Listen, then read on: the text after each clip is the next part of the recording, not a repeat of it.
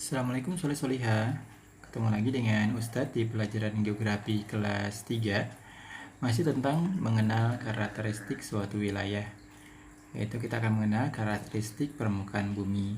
Silakan antum buka kembali modul antum di halaman 13 ya. Nah, permukaan bumi itu terdiri dari daratan dan lautan. Ya, seperti yang antum lihat, daratan adalah bagian permukaan bumi yang secara tetap atau permanen tidak tertutupi oleh air laut. Yang disebut daratan adalah bagian bumi yang tidak tertutupi oleh air laut. Nah, apa saja bagian daratan? Daratan meliputi pegunungan, perbukitan, dataran, ya, ada dataran rendah, dataran tinggi, hutan, sungai, dan danau. Nah, apa itu pegunungan? Pegunungan merupakan rangkaian beberapa gunung. Jadi beberapa gunung yang membuat barisan pegunungan atau rangkaian pegunungan. Nah, gunung sendiri adalah permukaan bumi atau tanah yang lebih tinggi dari daerah sekitarnya. Gunung terdiri dari puncak yang dibatasi oleh lereng. Di daerah gunung mempunyai bentuk menyerupai kerucut. Nah, di gunung ini ditumbuhi oleh banyak ditumbuhi oleh berbagai jenis pohon. Nah, seperti di daerah Gunung Gede, daerah Puncak, Bogor, yang banyak ditumbuhi tanaman teh, gitu ya. Nah, karena banyak ditumbuhi pohon, udara di daerah pegunungan itu menjadi dingin dan sejuk. Ya, kalau di daerah Puncak itu banyak pohon teh, kalau di Gunung Gede, Gunung Pangrango itu kan pohonnya lebih beragam ya, lebih banyak macam-macam. Nah, tadi karena dia posisinya berada di atas gitu ya, maka udaranya menjadi lebih dingin dan sejuk, apalagi banyak pepohonan. Nah, kemudian yang kedua adalah perbukitan. Bukit atau perbukitan. Nah, perbukitan adalah rangkaian bukit yang berjajar di suatu daerah yang cukup luas. Jadi tadi kalau pegunungan itu adalah rangkaian gunung-gunung yang berbaris gitu ya. Kemudian kalau perbukitan adalah bukit-bukit yang berbaris atau banyak ya, berjajar. Nah, bukit sendiri adalah permukaan tanah yang lebih tinggi dari permukaan tanah yang ada di sekelilingnya. Namun, dia masih lebih rendah dibandingkan dengan gunung. Ya, kalau bukit itu dari kaki bukit atau dari bawah menuju puncak bukit itu mungkin hanya perlu waktu beberapa menit atau beberapa jam, lebih singkat ya. Tapi kalau gunung dari dari bawah kaki gunung menuju ke puncak gunung itu bisa memakan waktu berjam-jam bahkan berhari gitu ya. Seperti itu karena jaraknya lebih jauh, lebih tinggi. Nah, kemudian dataran ya. Dataran adalah suatu wilayah daratan yang cukup landai mendekati rata. Jadi kalau tadi gunung itu ya dia menjulang tinggi, sementara dataran ini wilayah daerah dataran yang itu landai itu maksudnya agak rata gitu ya, agak rata. Tidak sepenuhnya rata, benar-benar rata, tapi dia tidak berbukit-bukit dan tidak seperti gunung, tidak menjulang tinggi. Wilayah dataran dibagi menjadi menjadi dua kelompok. Yang pertama, dataran tinggi, yaitu wilayah dataran yang terdapat di daerah dengan ketinggian dari 500 sampai 1500 meter di atas permukaan laut. Ya. MDPL. Jadi 500 atau 1500 MDPL, meter di atas permukaan laut itu termasuk ke dataran tinggi. Ya. Jadi posisinya tinggi di atas laut. Contohnya dataran tinggi Dieng di Jawa Tengah, dataran tinggi Bandung di Jawa Barat, dataran tinggi Malang di Jawa Timur. Sehingga udaranya lebih sejuk ya, lebih dingin karena posisinya di atas. Kemudian yang kedua adalah dataran rendah, yaitu wilayah dataran yang tingginya sekitar 0 sampai 500 meter di atas permukaan laut atau MDPL. Contohnya dataran rendah Cianjur di Jawa Barat. Ya, atau daerah Jakarta itu kan juga dataran ya, dataran rendah Jakarta. Jadi datarannya itu dari mulai pinggir laut 0 sampai dengan 500 meter ya, termasuk ke dalam dataran rendah. Cuacanya ya karena dia rendah, maka cuacanya umumnya agak hangat dan panas ya, seperti itu. Suhunya lebih hangat dan panas daripada dataran tinggi. Kemudian yang keempat yang ada di daratan adalah hutan. Hutan adalah sebuah kawasan yang ditumbuhi oleh pepohonan yang lebat dan tumbuhan lainnya ya. Baik pohonannya itu sejenis atau pohonannya itu beraneka ragam. Kalau pohonannya sejenis biasanya hutan produksi ya, yang memang sengaja ditanami gitu ya. Hutan berfungsi untuk menampung udara kotor dan menghasilkan banyak oksigen yang sangat berguna bagi manusia. Seperti kita tahu bahwasanya pohon itu kan menghasilkan oksigen ya, menghasilkan oksigen yang sangat penting untuk kehidupan kita, untuk bernapas. Ya, juga dia menyerap udara-udara kotor. Jadi hutan ini sangat penting. Jadi kalau ada kebakaran hutan itu sangat mengganggu dan merugikan, karena tadi berkurangnya yang menghasilkan oksigen, berkurangnya tempat-tempat yang menyerap racun di udara. Kita akan semakin panas ya, oksigennya pun akan semakin berkurang karena hutannya tidak ada, semakin langka. Hutan juga berfungsi sebagai penyedia sumber air. Kenapa? Karena pepohonan yang ada di dalam hutan dapat menyerap banyak air ketika hujan. Jadi akar pohon itu kan menahan air hujan gitu ya. Tidak heran kalau tanah di dalam hutan itu lebih lembab ya, lebih cenderung basah ya, karena memang tertahan oleh akar pohon dan tumbuh-tumbuhan yang lainnya yang menahan air hujan. Nah, sehingga banyaknya air yang diserap di dalam hutan menjadikan hutan juga sebagai sumber air ya. Tidak heran kalau perusahaan-perusahaan air minum itu mengambil airnya dari hutan ya, dari daerah hutan, seperti misalkan Aqua di Sukabumi itu kan mengambilnya dari menyerap air dari daerah hutan Gunung Gede dan sekitar hutan Pangrango gitu ya, Gunung Pangrango dan Gunung Gede. Jadi dia mengambil mata air yang ada di sana. Kemudian juga sebagai fungsi penyedia air bagi kehidupan, hutan merupakan kawasan yang sangat penting. Ini dikarenakan hutan adalah tempat tumbuhnya berjuta tanaman. Nah, juga tempat hidup dari berjuta hewan dan tumbuh-tumbuhan. Nah, bumi atau dataran itu juga banyak mengandung air ya. Nah, kita mungkin masih bicara tentang daratan. Nah, daratan tadi ada pegunungan, ada juga bukit, ada dataran rendah, dataran tinggi, ada hutan. Ada juga daratan yang digenangi air. Ya, ini bukan laut ya, tapi daratan yang digenangi air. Ada air yang tergenang di sana. Ya.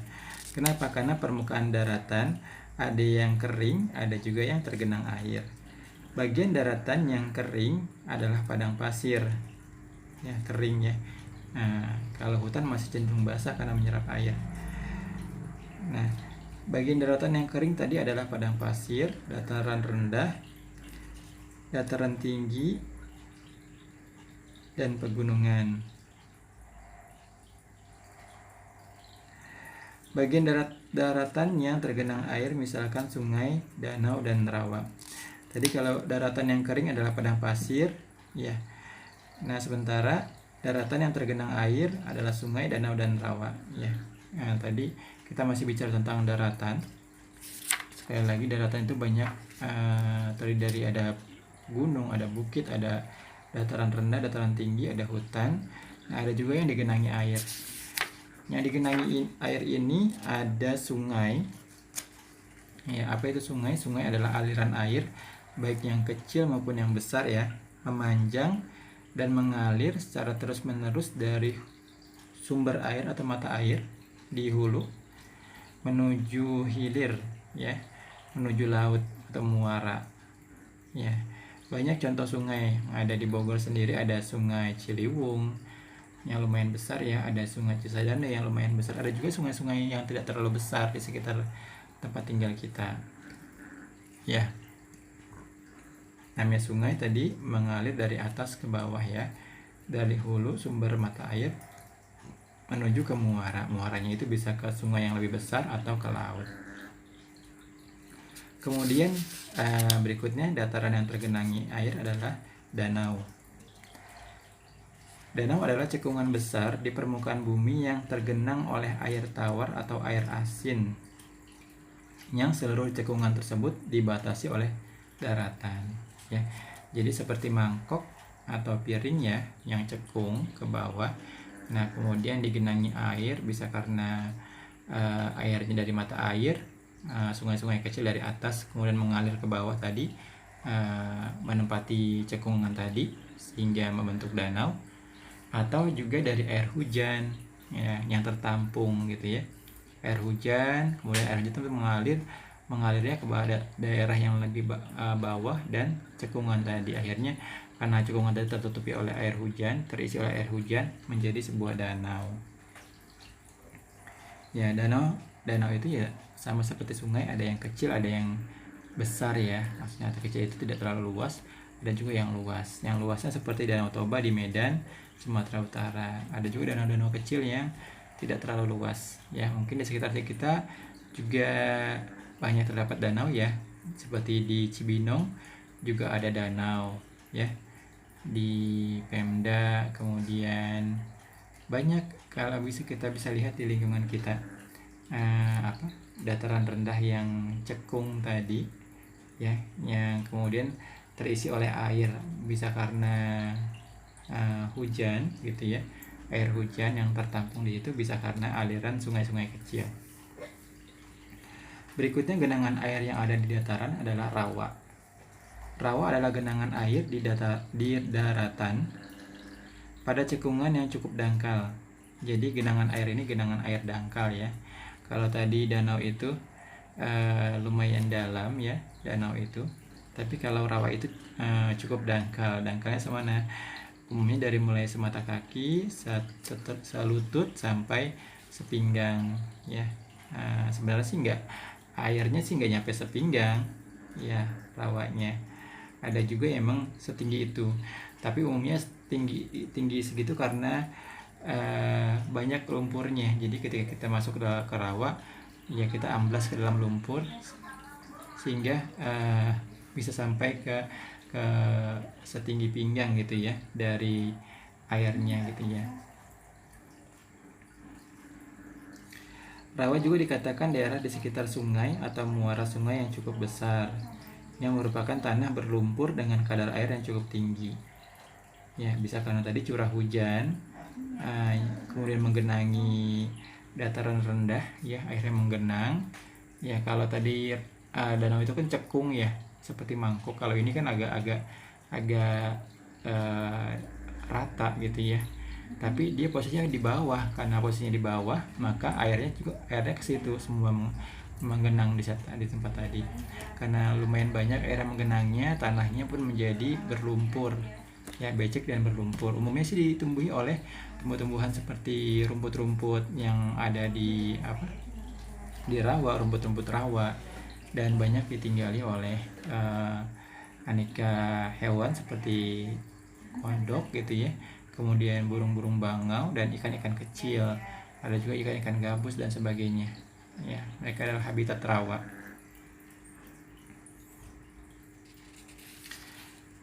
Nah, permukaan rawa juga selalu ditutupi oleh pertumbuhan air, bisa tadi rumput-rumput atau ada eceng gondok, ada banyak jenisnya ya namanya. Ustadz juga tidak terlalu paham namanya.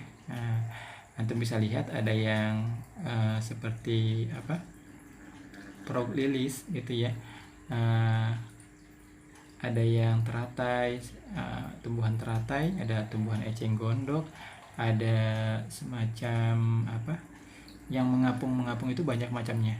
Ada yang kecil-kecil sampai yang agak besar-besar gitu yang mengapung. Jadi tertutupi oleh tumbuhan tadi. Jadi kalau antum melihat seperti lapangan karena tertutupi oleh tumbuhan yang berwarna hijau, ternyata itu rawa. Kenapa? Karena tumbuhannya memang rapat ya, rapat mengapung, rapat, sehingga kalau dari jauh seperti lapangan, padahal itu adalah rawa. Kalau antum jalan ke situ, antum bisa terjeblos masuk ke dalam rawa tadi ya.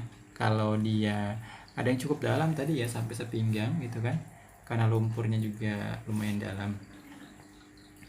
Nah, rawa dibagi 3. Ada rawa air tawar, adalah rawa yang airnya tawar karena letaknya di pinggiran sepanjang sungai ya, atau tadi di dataran terendah yang tergenang air. Kemudian yang kedua, rawa air payau. Air payau ini adalah campuran antara air tawar dengan air laut ya. Ya. Jadi rasanya asin tidak, tawar tidak gitu ya. Jadi payau ya, separuh asin. Biasanya letaknya di muara sungai menuju laut ya, karena tadi kan sungai besar itu nanti akan menuju ke laut. Nah, sebelum nyampe ke laut ya, karena dia bertemunya air laut dengan air tawar dari sungai tadi ya, maka antara pertemuan air laut dengan air tawar dari sungai tadi menjadi air payau ya, air separuh asin. Nah, daerah-daerah yang rendah tadi ya juga bisa menjadi rawa air payau ya. Rawa air payau ini banyak ditumbuhi oleh tanaman bakau. Mungkin kalau yang pernah ke pantai atau ke daerah-daerah pinggir pantai, itu ada pohon-pohon bakau ya, yang akarnya sepertinya banyak, membesar-besar gitu ya. Hutan bakau berfungsi sebagai pelindung pantai, habitat atau tempat tinggal berbagai jenis hewan, dan tempat pembesaran banyak jenis ikan laut. Jadi banyak jenis ikan laut itu bertelur di sekitar pohon bakau ya. Kenapa? Karena di sekitar pohon bakau itu kan lebih tenang ya, tidak terkena ombak gitu ya. Ombak karena ditahan oleh pohon bakau tadi gitu ya, karena kan dia pohonnya rimbun, kemudian akar itu banyak gitu ya, ada sela-sela di antara akar-akar batang-batangnya tadi. Nah, sehingga air laut itu tidak menjadi besar gitu ya, untuk ikan-ikan itu bisa berlindung di pohon tadi, sehingga banyak ikan-ikan kecil bertelur kemudian tinggal di sekitar pohon bakau. Kemudian hutan bakau juga berfungsi untuk melindungi daratan dari gelombang air laut yang besar ya, penahan gelombang air laut, penahan abrasi juga.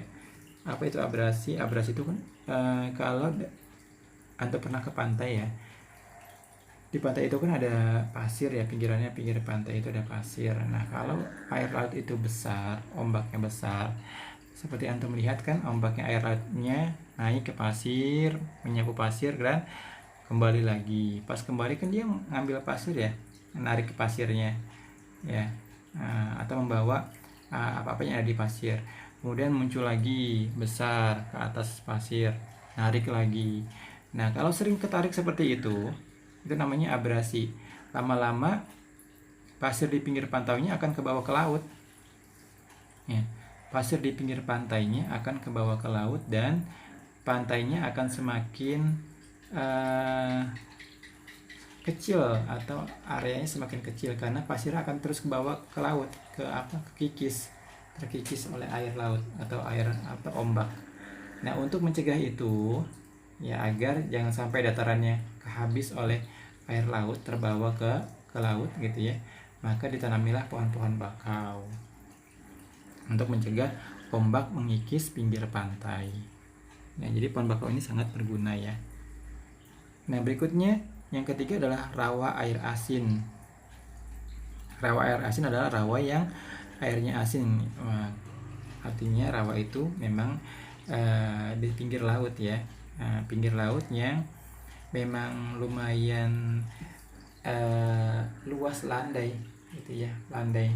Kalau ada juga pantai-pantai itu kan langsung dari laut ke pantai, kemudian langsung dataran agak meninggi datarannya.